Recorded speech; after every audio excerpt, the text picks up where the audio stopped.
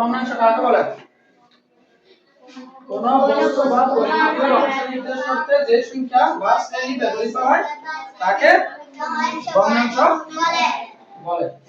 তাহলে আমরা ভগ্নাংশ কাকে বলে এটা সবাই একটু মুখস্থ করবে। যেমন কোন বস্তু বা পরিমাপের অংশ নির্দেশ করতে যে সংখ্যা বা শ্রেণী ব্যবহৃত হয় তাকে ভগ্নাংশ বলে। যেমন এটা একটা কি পূর্ণ একটা মার্কার, এটা কি ভগ্নাংশ? তাহলে আমরা এটার যদি অংশ নিই তাহলে হবে কি ভগ্নাংশ। যেমন এটা একটা 23 পৃষ্ঠা, এটা কি ভগ্নাংশ না একটা? একটা। যদি এখান থেকে আমরা দুইটা ভাগ করি, এটাকে এটা কয় ভাগ করছি? দুই ভাগ। দুই ভাগ করে একটা অংশ নেওয়া যাবে না? ধরো এটা ভাগ করলাম,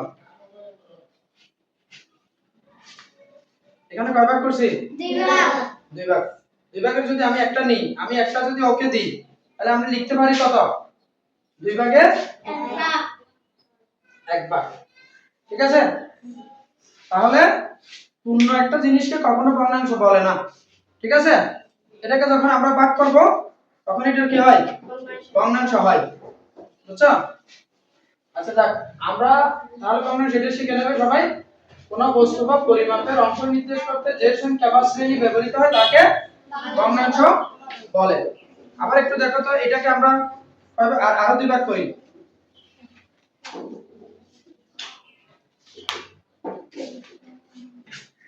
কয় ভাগ হয়েছে বলো তো এখানে? চার ভাগ। চার ভাগ না? কয় ভাগ? চার ভাগ। যত ভাগ করছি আমরা কোথায় লিখব? নিচে।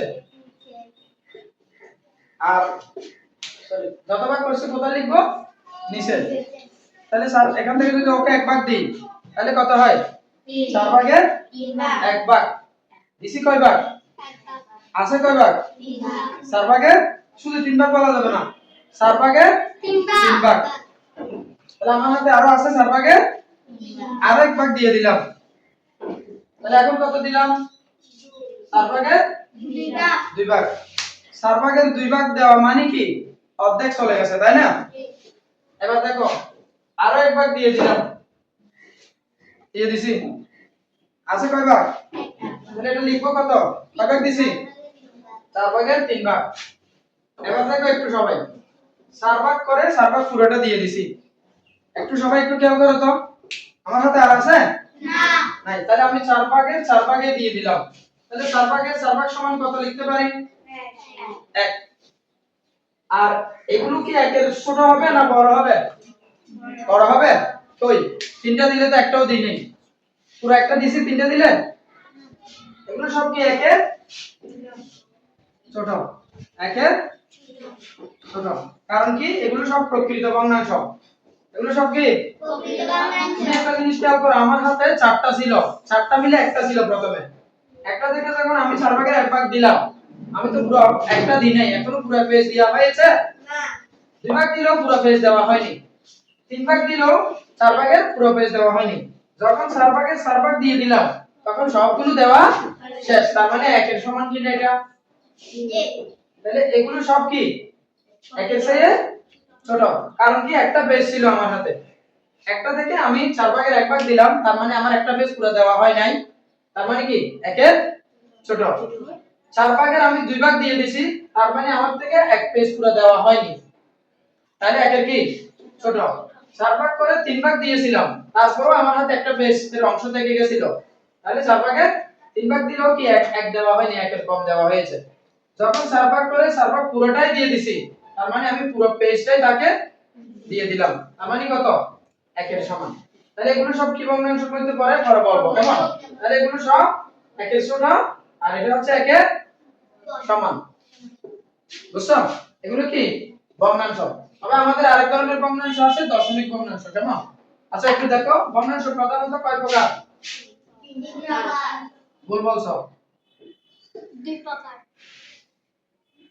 ভগ্নাংশ প্রধানত 2 প্রকার। কয় প্রকার? 2 প্রকার। তো প্রশ্ন করতে পারে না ভগ্নাংশ কত প্রকার ও কি কি? একটা ক একটা হচ্ছে সাধারণ ভগ্নাংশ, এটা কি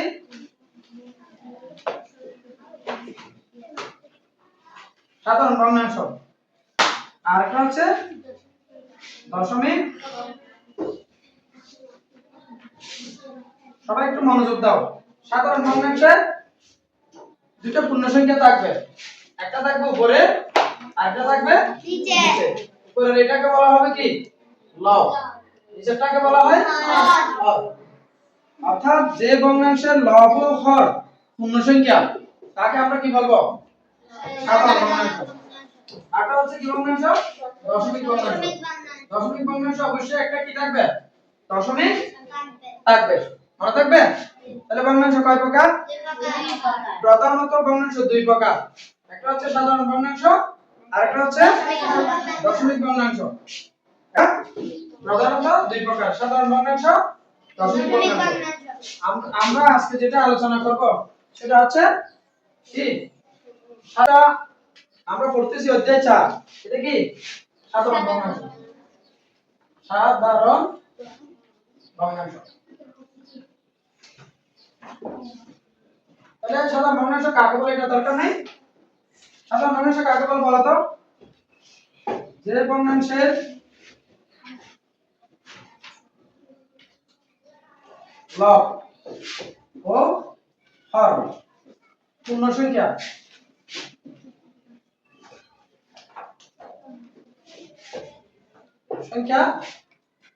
থাকে তাকে সাধারণ ভগ্নাংশ বলে।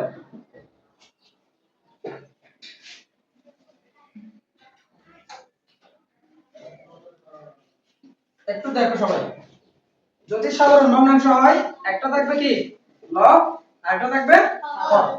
যেমন আমরা যে একটু উদাহরণ দিয়ে দেখাচ্ছি, খেয়াল করো। 5/3, 6/7, 7/8 ইত্যাদি। একটু সবাই মনোযোগ দাও। যে ভগ্নাংশের একটা লব থাকবে আর একটা কি থাকবে হর থাকবে। লব কোনটা হর কোনটা? উপরেরটা হচ্ছে লব আর নিচেরটা হচ্ছে হর। লব হর আবার থাকবে পূর্ণ সংখ্যায়, পূর্ণ সংখ্যা থাকবে দুটোটা। কেমন? যে ভগ্নাংশের লব ও হর পূর্ণ সংখ্যা, দেখো তো পূর্ণ সংখ্যা আছে কিনা। জি থাকে, তাকে সাধারণ ভগ্নাংশ বলে। পারবে এখন?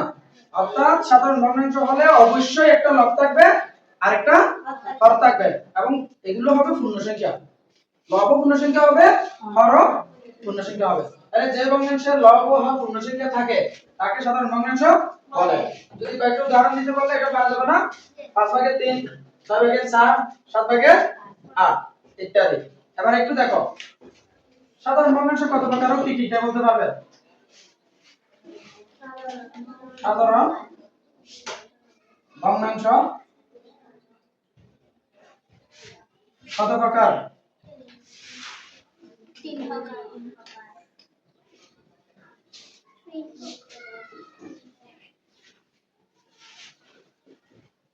ভগ্নাংশ কিন্তু প্রধানত দুই প্রকার, সাধারণ ভগ্নাংশ আর হচ্ছে দশমিক ভগ্নাংশ। কিন্তু যদি বলা হয় সাধারণ ভগ্নাংশ কয় প্রকার? সাধারণ ভগ্নাংশ হচ্ছে 3 প্রকার। এটা আমরা লিখতে পারি কিনা সাধারণ ভগ্নাংশ?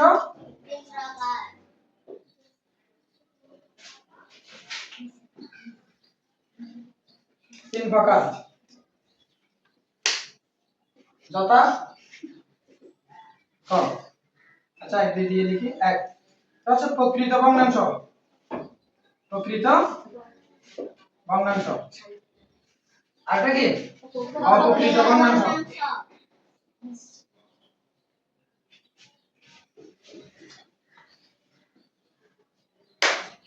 এটা হচ্ছে মিশ্র ভগ্নাংশ। একটু সবাই একটু মনোযোগ দিলে ভালো করে শিখে ফেলতে পারবেন। দেখো প্রকৃত ভগ্নাংশ কাকে দেখো, তাহলে ভগ্নাংশ কয় প্রকার? 3 প্রকার। সাধারণ ভগ্নাংশ 2 প্রকার, কিন্তু সাধারণ ভগ্নাংশ 3 প্রকার। বুঝছো? সাধারণ ভগ্নাংশ 3 প্রকার। একটা হচ্ছে প্রকৃত ভগ্নাংশ, আরেকটা কি অপ্রকৃত ভগ্নাংশ, আরেকটা মিশ্র ভগ্নাংশ। এখন কেমনে চিনব কোনটা প্রকৃত কোনটা অপ্রকৃত কোনটা মিশ্র? আমি একটা উদাহরণ দিচ্ছি, দেখো একটা প্রকৃত ভগ্নাংশ লিখতেছি 5/4, এটা প্রকৃত হবে কিনা? কেমনে বুঝবে প্রকৃত কিনা? যদি লব হর অপেক্ষা বড় হয়, যে ভগ্নাংশের লব বড় না, যে ভগ্নাংশের লব হর অপেক্ষা কি হয় ছোট হয়, বড় না, কি বলছি? যে ভগ্নাংশের লব হর অপেক্ষা কি ছোট, সেটা হবে যে প্রকৃত ভগ্নাংশ। প্রকৃত ভগ্নাংশ কি শুধু এটা আছে না আরো অনেক আছে, अवेलेबल অসংখ্য।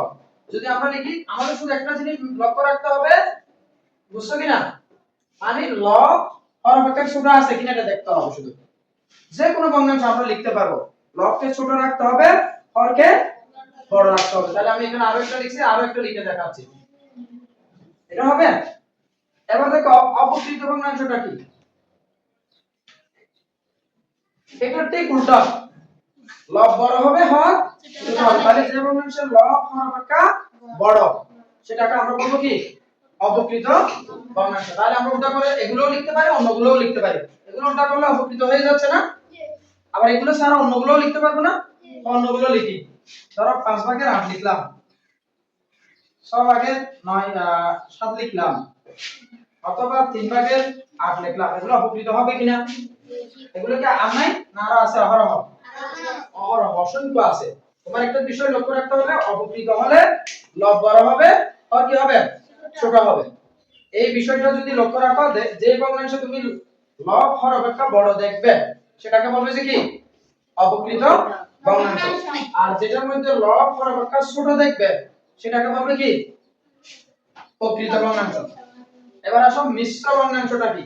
মিশ্র মানে আমরা তো জানি যে কোনো কিছু মিশাইলে মিশ্রিত হয়, তাই না? এখানে মিশ্র বললে দুই ধরনের হিসাব, একটা থাকবে পূর্ণ সংখ্যা।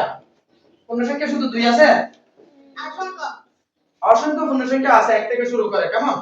তা আমরা যে কোনো একটা পূর্ণ সংখ্যা এখানে নিয়েছি আর কি, যে কোনোটা নেওয়া যাবে না?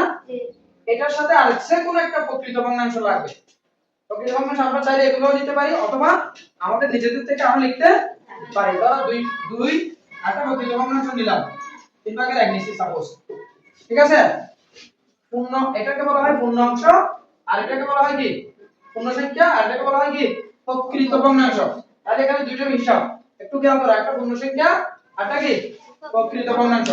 যে ভগ্নাংশে একটি পূর্ণ সংখ্যার সাথে একটা প্রকৃত ভগ্নাংশ যুক্ত থাকে সেটাকে বলা হয় কি মিশ্র ভগ্নাংশ। তার মানে কি মিশ্র ভগ্নাংশ হলে অবশ্যই একটা পূর্ণ সংখ্যা থাকবে আর একটা কি প্রকৃত ভগ্নাংশ থাকবে, অপকৃত কখনো থাকবে না। অপকৃত কখনো, এটা মনে রাখিও, কখনো কখনো পূর্ণ সংখ্যার সাথে অপকৃত যুক্ত থাকবে না, মনে থাকবে। তাহলে কি যুক্ত থাকবে? সব সময় প্রকৃত ভগ্নাংশ যুক্ত থাকবে।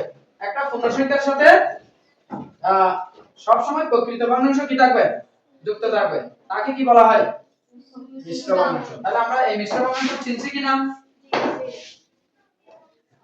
এটা হবে হবে কি না? তাহলে এখন পারবে সাধারণ ভগ্নাংশ কত প্রকার? সাধারণ ভগ্নাংশ 3 প্রকার, প্রকৃত ভগ্নাংশ, অপকৃত ভগ্নাংশ, মিশ্র ভগ্নাংশ। তাহলে আমরা প্রকৃত ভগ্নাংশ কেমনে চিনব?